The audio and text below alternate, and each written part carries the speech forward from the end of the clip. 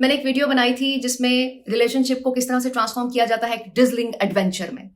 तो आप लोगों ने कहा है कि उसमें बहुत शॉर्ट बताया है, 1 मिनट की वीडियो है, बिल्कुल समझ नहीं आ रहा, हालांकि उसके पॉइंट्स बहुत इंटरेस्टिंग हैं। तो प्लीज उस पर एक लॉन्ग वीडियो बनाइए और उसमें डिटेल में डिस्कस करते हैं। हम डिस्कस मैं इसलिए कहती हूँ कि मैं जो भी बात करती हूँ उसके बाद कमेंट्स में बात होती है या फिर मेल के थ्रू बात होती है। शुरू करते हैं कि एक एडवेंचर लाइफ कैसे गुजारी जा सकती है।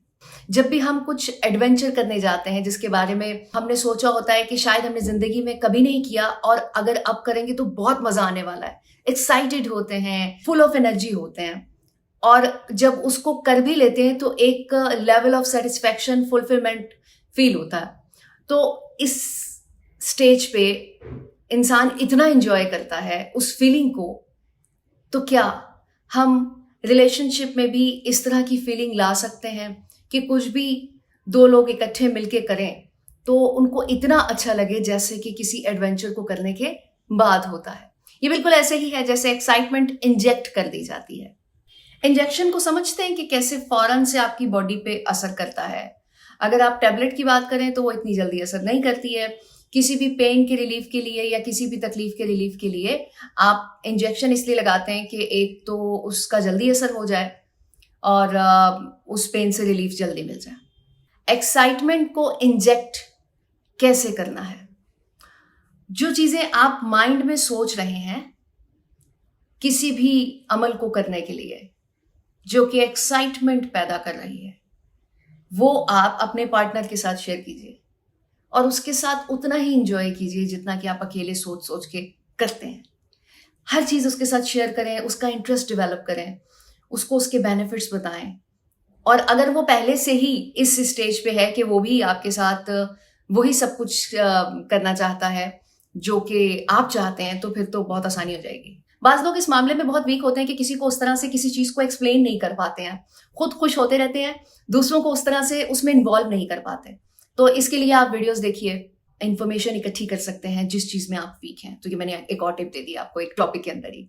तो इस तरह से आपका एक कनेक्शन बन जाएगा, क्योंकि अगर सेम चीज पे आप बात करेंगे जिसका इंटरेस्ट या तो आपने डेवलप किया है दूसरे के अंदर या फिर ऑलरेडी था, तो फिर आप दोनों एक्साइटेड होंगे उसके बारे में बात करते हुए और वेट करेंगे कि अब उसके बारे में बात कब होगी। एक और चीज ये मैं अपने तौर पे कह रही हूँ कि उसको थोड़ा सा अप्लाई करके देखिएगा कि जो आप अमल करने जा रहे हैं उसमें थोड़ा सा गैप रखिए ताकि उसकी डिस्कशन होती रहे, तो वो आपको याद रहेगी बाद में।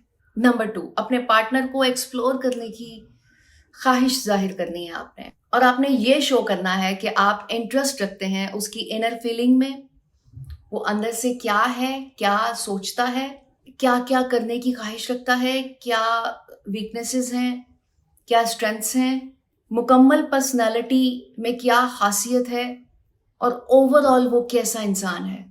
ये आप ख्वाहिश तो रखते हैं कि दूसरा इंसान कैसा है, लेकिन ये सिर्फ और सिर्फ अपने आप को सेटिस्फाई करने के लिए जानते हैं। अब ये जो जानना है वो अपने दूसरे इंसान को खुश करने के लिए करना है। ये अमल एक दूसरे की रूटीन के बारे में बात करनी है कि तुम किस वक्त बिजी होती हो, तुम किस वक्त बिजी होते हो, क्या करते हो, किस वक्त कितना टाइम किसके साथ गुजारा, और ये सब इस तरह से नहीं कि उसके ऊपर एक डंडा लेके खड़े हो गए कि जी किसके साथ थे, ऐसा नहीं।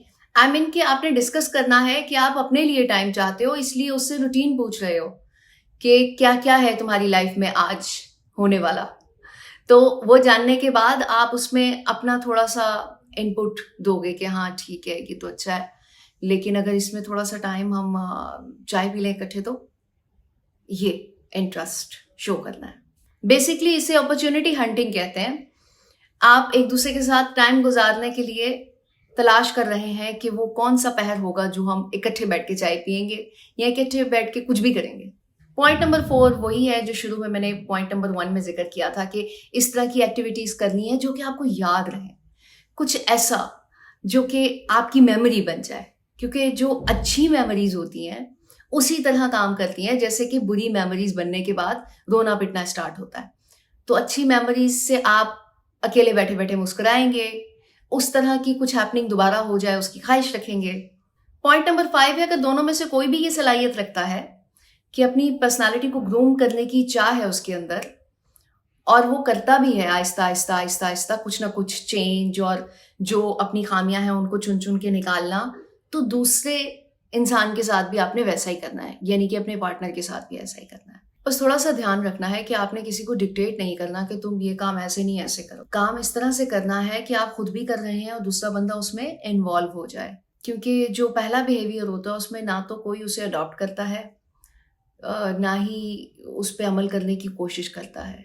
ये ह्यूमन साइकी है कि अगर आप डिक्टेट करेंगे किसी को तो वो उस तरह से उस पर वर्क नहीं कर पाएगा जितना कि आप उसे साथ मिलाकर, उसके बेनिफिट्स बताकर और इस तरह से उसे इन्वॉल्व करें कि उसे लगे कि ये खुद कर रहा है तो मुझे भी इसने साथ शामिल कर लिया है, तो साथ वो भी सीख जाएगा।